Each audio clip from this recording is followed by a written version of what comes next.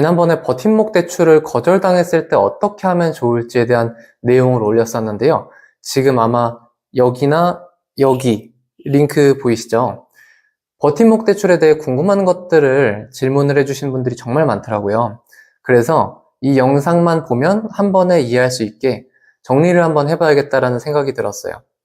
먼저 버팀목 대출의 종류와 종류별 특징을 한번 설명을 드리고, 제가 은행에서 버팀목 대출을 수도 없이 진행을 하면서 고객분들이 버팀목 대출에 대해서 가장 잘 모르고 가장 궁금했던 부분들까지 이 영상 하나만으로 버팀목을 이해할 수 있게 설명을 한번 드려볼게요.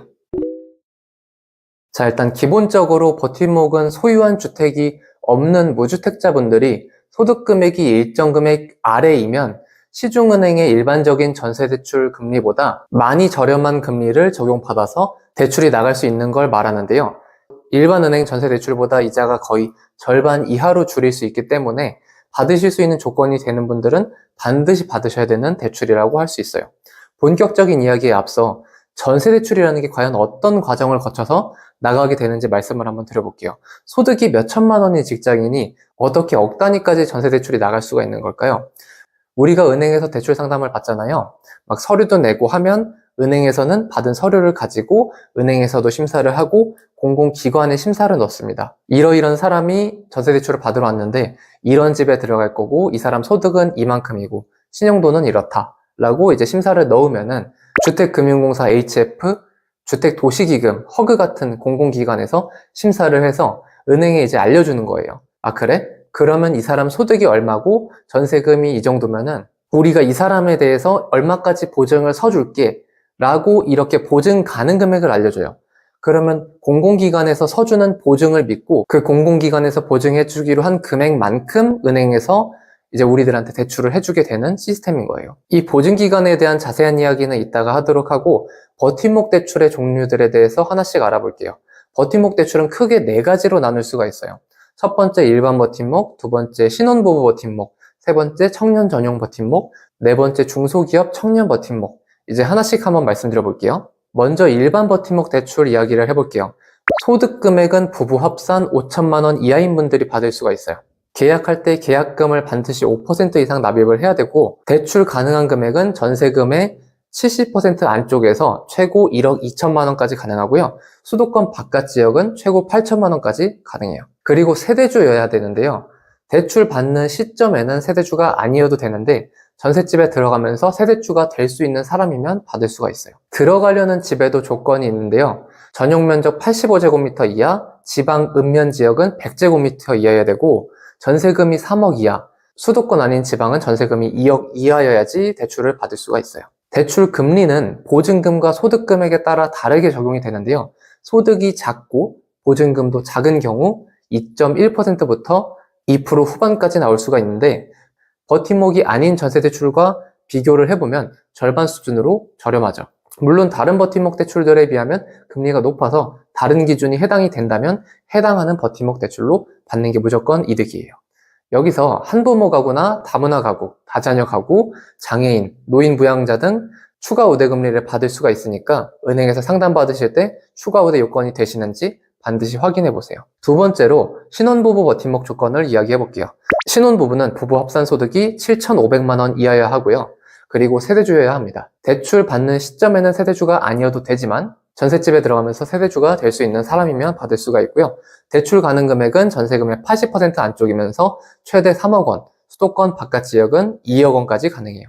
여기서 신혼부부의 기준을 헷갈리는 분들이 제법 계시는데요. 결혼하고 7년 이내이면 신혼부부로 인정이 됩니다.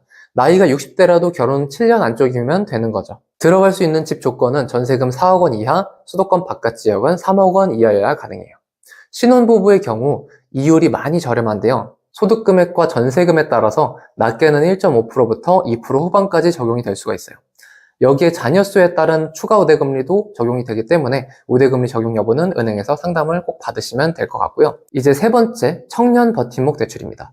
청년이라 함은 만 나이가 34세까지를 청년으로 봅니다. 소득 요건은 부부 합산 소득 5천만 원 이하고요. 대출 가능한 금액은 전세금의 80% 안쪽에서 최대 2억 원까지 가능해요. 단 만 25세 이하는 1억 5천만 원까지만 가능하기 때문에 그 부분 알아두시면 될 것 같고요. 그리고 전세금은 3억 원 이하인 집만 대출을 받을 수가 있어요. 청년 버팀목도 소득에 따라 이자율이 달라지는데 최저 1.8%에서 최대 2.4%까지 나올 수가 있어요. 청년 버팀목도 자녀가 있거나 장애인, 고령자, 노인부양, 다문화 가정인 경우에 우대금리를 추가로 받을 수 있으니 이 부분 은행에서 꼭 한번 확인하시면 좋을 것 같습니다. 그럼 청년 전용 버팀목까지 이야기를 했는데 중소기업 청년 버팀목은 뭐가 다를까요? 소득 요건이 좀 빡세요. 3,500만 원 이하여야 되고요. 중소기업 버팀목은 전세금 2억 원 이하인 집이어야 가능해요. 대출을 받을 때 HF 보증으로 대출 시에는 전세금의 80%까지, 허그 보증으로 대출 시에는 전세금의 100%까지 대출을 받을 수가 있어요.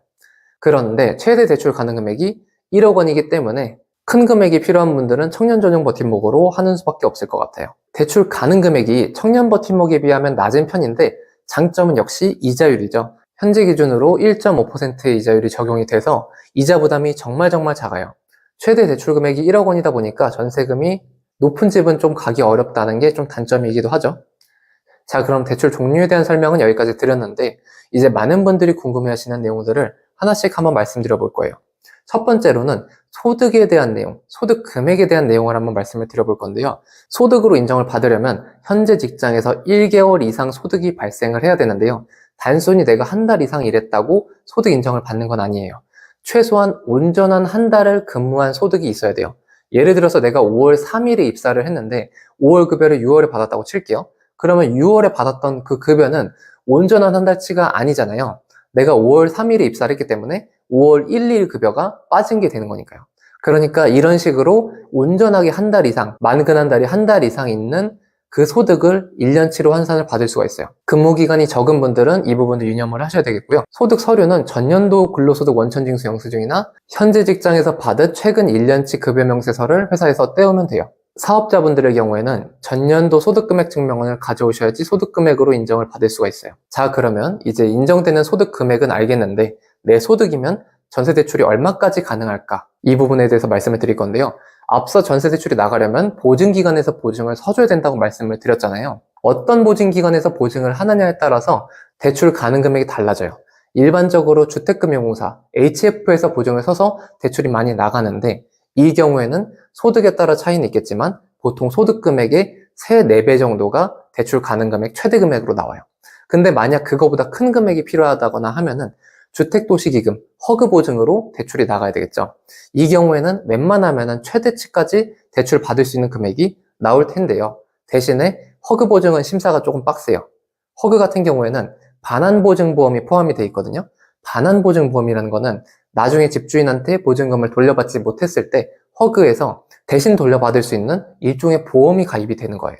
대신 그만큼 가입 요건이 까다로워요. 반환보험료도 따로 내야 하고 나중에 전세대출 상환 시에는 집주인이 은행에다가 대출을 상환을 해야 된다는 약간 제약이 있어가지고 그 부분은 유념을 하시면 될 것 같고요. 아무 집이나 대출을 받을 수도 없어요. 들어가려는 집의 전세금이 원룸 오피스텔 같은 경우에는 공시가격의 126%, 시세가 있는 아파트의 경우에는 시세의 90% 이하여야지 전세로 들어갈 수가 있어요. 허그 대출은 다음에 또 더 자세히 설명하는 컨텐츠를 만들어 볼 거고요. 지금은 이 정도만 아셔도 충분할 것 같아요. 정리를 하자면 HF로 나갔을 때는 내 소득금액의 3, 4배 정도, 허그는 앞서 대출 종류 설명할 때 말씀드렸던 각 대출의 최대 금액까지 웬만하면 가능하다. 물론 정확한 금액은 우리가 알 수 있는 방법은 없어요. 무조건 심사를 해봐야 되는 거라서 은행에 가셔도 바로 정확한 금액이 안 나올 수도 있어요. HF나 허그에서 심사를 하고 나야 아주 정확한 금액이 나오게 된다는 거 아시면 될 것 같고요. 그러면 이제 필요 서류에 대해서 이야기를 해볼게요. 소득 서류는 좀 전에 소득 이야기를 할 때 말씀드렸던 것처럼 근로소득자는 근로소득 원천징수 영수증이나 급여명세서, 사업소득자는 전년도 소득금액 증명원이 필요합니다. 이 외에 필요한 서류들은 기본적으로 신분증, 주민등록등본, 아까 말씀드린 소득 서류, 등기부 등본, 확정일자부, 전세계약서, 계약금 영수증, 그리고 건강보험 자격득실 확인서, 그리고 신혼부부인 경우에는 혼인관계 증명서, 그리고 가족관계가 다 드러나지 않는 경우에 따라 가족관계 증명서까지 요구가 되기도 하고요. 그 중기청, 중소기업 청년 버팀목 같은 경우에는 중소기업 재직 서류가 추가로 필요한데요. 재직회사 사업자 등록증, 주업종 코드 확인서, 고용보험 자격이력 내역 정도 추가로 필요하게 될 거예요.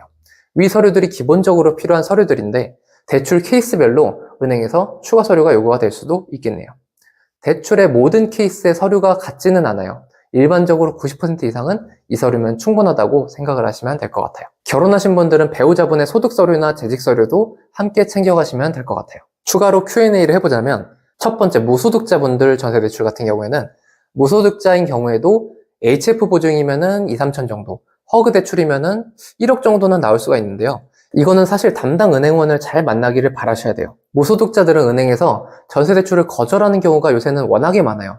거절 당했을 때 어떻게 하면 좋은지는 제가 아까 영상 초반에 말씀드렸던 제 다른 컨텐츠, 여기 한번 다시 한번 띄워드릴게요. 여기를 참고하시면 좋을 것 같아요. 두 번째로 프리랜서분들 전세대출. 프리랜서분들은 소득 입증을 하기가 어려워요. 현재 어딘가에 계약된 곳이 있으면 위촉 증명서나 고용계약서랑 해당 계약처로부터 들어온 수입들에 대한 수익 서류를 제출을 하시면 그 서류에 찍힌 소득 금액의 60% 정도를 소득으로 인정을 받아서 대출을 받을 수가 있어요. 그렇게 인정을 받지 못한다면 아까 말씀드렸던 무소득자분들과 똑같은 기준으로 대출을 받게 되실 확률이 높게 될 것 같아요. 그리고 대출 심사 기간에 대해서 한번 말씀을 드려볼게요.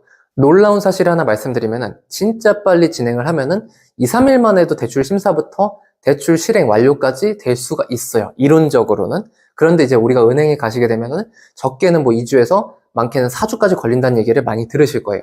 그렇게 얘기하는 이유는 고객이 여러분 한 명이 아니기 때문이에요. 하루에도 수십, 수백 명의 고객이 해당 은행, 해당 은행원을 방문을 할 거고 대출 고객이 하루에 뭐 3, 4명밖에 안 된다고 해도 일주일이면 몇십 명의 대출을 그 은행원이 담당을 하게 되는데 그 사람들 대출을 다 심사하고 대출 진행하다 보면은 몇 주씩 걸리게 되는 거죠. 결국 잔금일보다 4주 여유 있게 은행에 방문하시는 게 베스트라고 말씀을 드릴 수가 있을 것 같아요. 마지막으로 가끔 이런 질문을 하시는 분들이 계신데요. 버팀목 대출이 무주택자들만 된다고 말씀을 드렸잖아요. 지금 집이 있는데 팔면 되나요? 라고 물어보시는 분들이 계셨는데 맞아요. 지금 집이 있더라도 매도를 하면서 전세대출이 들어가는 경우는 가능해요. 그러니까 실제로 매도가 이루어지지 않았더라도 계약서만 썼으면 그 계약서를 가지고 이제 은행에 가서 심사를 받을 수가 있는 거죠. 이 밖에도 사실은 개개인별로 대출은 경우의 수가 워낙에도 많아요. 그래서 아마 이렇게 정리를 해드렸지만 궁금한 부분이 있는 분들이 많이 계실 텐데요. 구독을 해주시고 댓글로 남겨주시면 최대한 답변을 드리도록 하겠습니다. 오늘 영상은 여기까지 하겠습니다.